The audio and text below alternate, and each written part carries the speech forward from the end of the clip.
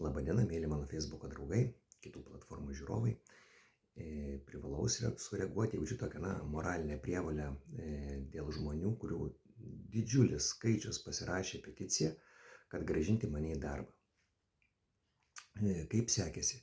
Parašų buvo virš 6200, peticiją galim pasirašyti iki birželio mėnesio. Mes parašus atspausdiname, nunešėm į Kauno apygardos teismą, labai dėkoju organizatoriai Gerdai. Na ir dėja, bet rezultato tai nedavė, teismas pratęsė mano nušalinimą. Na, žinot, kada žinai realią situaciją, tai tie motyvai tiesiog yra, jau net nejuokingi, bet tikrai graudus. Ir žinant pacientų poreikius, ypatingai gaila tų žmonių, kurie daugybė man atsiuntė žinučių, kad daktarė, mes už jūs meldžiamės, tikrai tiek tų žinučių buvo, bet dėja teisėsauga nusprendė kitaip. Tačiau, tie parašai neprapuolė, jie lydės mane viso to ilgo proceso metu, aš nusiteikęs eiti ilgą kelią ir labai tikiuosi, kad pakeliui vis dėlto atsiras žmonės, kurie turės pilietinės drąsos, turės tokio kontekstinį matymą ir supras, kad jie skriaudžia ne tik tai tą žmogų ir jo šeimą, bet ir daugybę pacientų, kurie tikrai labai manęs laukia.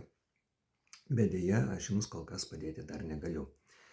Norėčiau truputėlį nukreipti šoną nuo šitos tematikos apskritai, kam dar atrodo, kad tiesiog netyčia ėmė ir papurtė Abraitį. Porą tokių įvykių.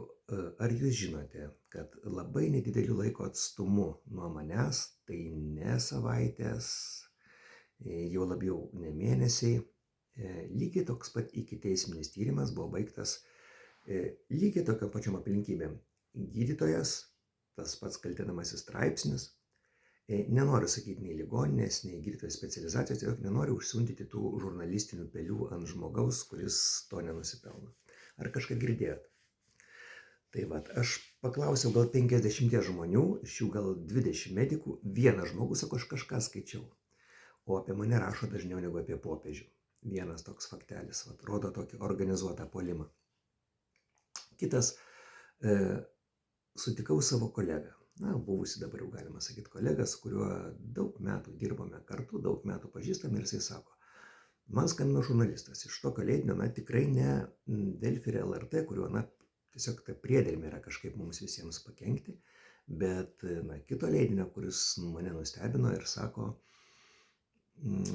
papasako nors apie Abraitį, tu jį pažįsti, taip sako, pažįstu. Ir aš pasakojau, nes mes vaisingai bendradarbiavom, matot, kartais žmogui neužtenka vienos specializacijos gydytojo, reikia daugiau. Sako, mane pertraukė ir sako, o dabar kažką blogo pasakyk. Sako, aš negaliu nieko blogo pasakyti apie žmogų, aš nieko blogo apie jį nežinau. Ne, sako, tada netinka tas tavo pasakojimas, tai sako, tai tu parašyk gero, sako, matai, kad dabar ant žmogaus pila blogo, tu išsiskirsi. Ne, sako, man netinka, man reikia blogo. Tai tokia komandoj užsakymas. Po to, kas mane labai, nustebino, skambino kito dienraščio, ir žiniasklaidos grupės atstovė, kuri man atrodė tikrai drąsi ta priemonė. Ir žurnalistė sako, reikia pasikalbėti. Aš sakau, nenoriu iki teismo kažkokią kalbėti, kad nepasakyt, ko nereikia. Jis sako, tai mes kitais klausimais. Mes pasikalbėjom ir pabaigė tokią trafaretinę frazę, aš atsiųsiu jums straipsnį, jūs pasižiūrėsite ir mes atspausdinsim. Ir jis skambina man po savaitės ir sako, mano vadovybė neleido spausdinti interviu su jumis. Tai, rodo, kad pas mus tos baimės ir cenzūros, diktatūros yra pasiektas, naujas lygmuo. Nes anksčiau, man atrodo, ta žiniasklaidos priemonė tikrai būtų išdrįsusi. Taigi, dar vienas toks pavyzdėlis dabar žmonėm, kurie ruošiatės patys stoti. Žinau, kad jaunimo mano burbulė nėra daug, bet gal jūsų vaikai ar anūkai planuoja studijuoti mediciną, tai čia informacija yra jums. Tiesiog jūs turite tą žinoti. Mane pakvietė pasimatymą mano bendramokslė gydytoja, kuri atvažiavo tiesiog į Kauno specializaciją. Mes sutarėm sutikti kavinėje Laisvės alėjoje, aš ją pamačiau ir matau, kad, žmogus labai pasikeitus.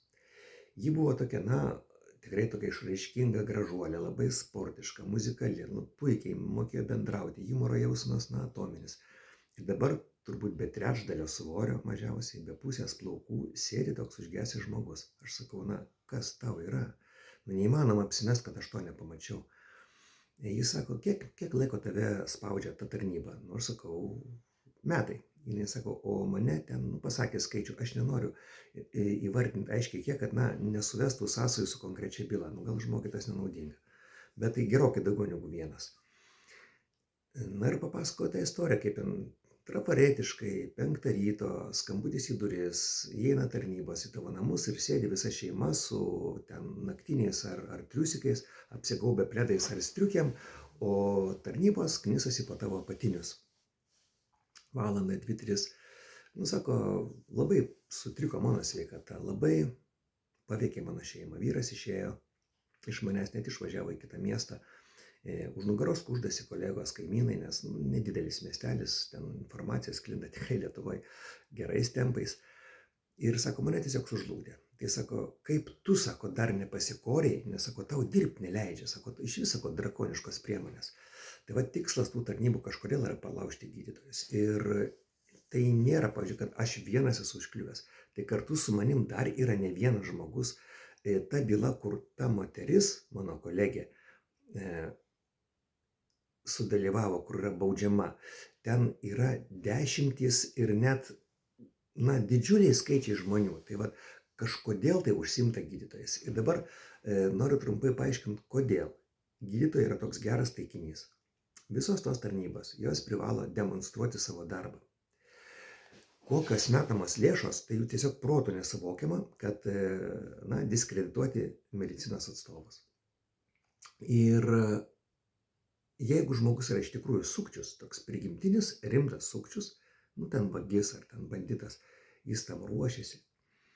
Jis ten susirašinėja per signalą, kur žinutės iš karto yra trinamos. Jis ten turi 5 telefonus, 10 kortelių. Jis nieko nekalba telefonu, ten tik tai koduotai iš svetimų telefonų kažką pasako, bet mano yra pora vaikystės draugų, kurie yra nuėję klystkeliais. Aš jau ir prieš 10 metų, prieš 15 galvoju, kodėl jie nieko nekalba telefonu. Tai vat, mylėjai, visi jūsų pokalbiai yra rašinėjami. Jums gali nefigūruoti nei vienas eurukas pinigėlių, nei vienas pacientas. Bet iš kažkokio konteksto ištraukta frazė gali jums labai sužlugdyti gyvenimą. Nes jūs esat padorūs, mėly kolegos, mėly gydytojai. Jūs nesiruošiat kažkokiai tai žulikystei. O sankcijos yra pritaikomos, na, žmogėdriškos nuo pat pirmų kaltinimų pateikimų. Pavyzdžiui, žmogui yra neleidžiama išvykti niekur. Tu negali važiuoti jokią konferenciją, negali važiuoti atostogų kažkur tai. Žmogui, kuris visą gyvenimą dirba vienoje darbovietėje, visą gyvenimą gyvena toje pačioje darbo vietoje, kurio vaikai čia mokosi, kurio visa šeima, viskas yra čia. Kažkodėl tai reikalinga ta žmogėdriška priemonė. Ir daugybė kitų niuansų, daugybė yra spaudimas darbdaviams tik pateikus įtarimus. Tai, na, tiesiog neregėto masto kažkokia sadistinių polinkių tenkinimas ir tikslas yra sužlugdyti. Aš įsivaizduoju, vat mažas pasaulis. Esu bendravęs su tos tarnybos, kurios vardą paminėjus visiems atsileidžia visi sfinkteriai visose teisinėse struktūrose, žmogum, kuris tikrai nebuvo eilinis. Ir pasakyčiau, kas iš karto suvestumėt galus, bet jau dabar jis ten nedirba seniai. Ir jis sako, žinai, jeigu tu prasisuksi su skrandžio opa, tai tu tik pasidžiaug, sako, nes paprastai žmonės susirga vėžiu. Ir aš įsivaizduoju, jeigu dabar sužinotų, kad vat, po tokių investicijų, po tokių valstybės lėšų, na, švaistymo, taškymo, Abraitis pagaliau susirgo vėžiu, na, turbūt jūros šventė būtų atskiras Abraičio skveras, onkologijos vienas skveras, kitas kartuvių skveras ir daužtų alaus bokalus, valgytų ledus tarnybos darbuotojai ir šokinėtų iš džiaugsmo. Ir žmonės, tie, kurie palaiko, na, tiesiog unikaliai jūs mane palaikėt. Tie 6200 parašų, jie, na, moralinis palaikymas yra be galo svarbu, ypatingai žmogui atsidūrusiam po tokio preso kaip aš. Žmonės, na, tiesiog atveždavo man valgyti, mane nukirpo, suremontavo grindis ir nepaėmė pinigų, man net nelabai patogu, bet žmonės parodė savo meilę savo, atsidavimą ir meilę savo. draugą pažinsi nelaimėje. Na ir dar kartą Jums labai dėkoju, dar kartą, nežinau, ar viską pasakiau, dar apie šiek tiek niuansus, tokius teisinių sprendimų komunikavimo kultūrą. Aš viską iš pradžių sužinau iš Delfio 15 min, man dar nebūna atėjęs joks laiškas, mano advokatui nebūna atėjęs joks laiškas. Ir vieną kartą advokatas net parašė, kad ar mums vadovautis ten 15 min informaciją, ar jūs dar kažką ir mums atsiųsite apie savo sprendimą. Ir kai aš paklausiau kito advokato, tokio patyrusio, man asmeniškai pažįstamo, čia sako įprastinė praktika. Pirmiausiai praneša ten Delfi, o paskui jau kažkur žmonės gauna teismo nutartį. Tai va, tai kaip tai yra, man tai toks atrodo apgailėtina praktika ir kaip žmonės jie domisi, kaip jiems tai yra svarbu ir visą laiką pila tą pačią neigiamą informaciją. O jūs, mylėjai, tikrai reaguojate labai adekvačiai ir labai, taip suprantamai. Po paskutinę ten publikaciją Kauno dienoje aš pastebėjau visi komentarai, aš ten dar juos skaičiau, gal buvo kokia 10-12, kur viena vyraujanti mintis, kiek galite knisti protą apie tą patį, atstokit nuo žmogaus. Ir dabar gal truputėlį jau ir pradėjo retėti, nes iš tikrųjų rašo apie mane dažniau negu apie popiežių. Jeigu jums tai vis atrodo vis tas pats atsitiktinumas, o kaip vienas pasakė mano, toksai drąsus kolega, kuris drįsta pasakyti žodį, teismo ekspertas, jis sako, tu esi puikus pavyzdys pademonstruoti žmonėms, kas būna su tais, kurie per daug šneka. Taigi, mylėjai, dar kartą ačiū Jums už parašus. Jeigu užmiršot, aš įdėsiu nuorodą, pasirašykite dar kartelį, ne dar kartelį, bet ir Jūs, jeigu apie tai nežinojate, kad renkama yra peticija. Vakar dienos ar užvakars aš pasižiūrėjau, dar parašau už mane daugiau negu Pačėso nušalinimo nuo trenerio, kažkokį prietrankos inicijavo ten tą nušalinimą. Ir aš stengsiuosi supažindinti jau dabar jūs su tą visą bylos eiga, nes matau, kad kažkoks tai didelis santūrumas jis jokio neneša. Kaip sakyt, tai jis nėra visiškai vertinamas ir ką iki šiol laikiausi tokio kantraus tylėjimo, jisai visiškai buvo neteisinga mano taktika. Taigi, mylėjai, ačiū dar kartą ir laikomės iki pasimatymo.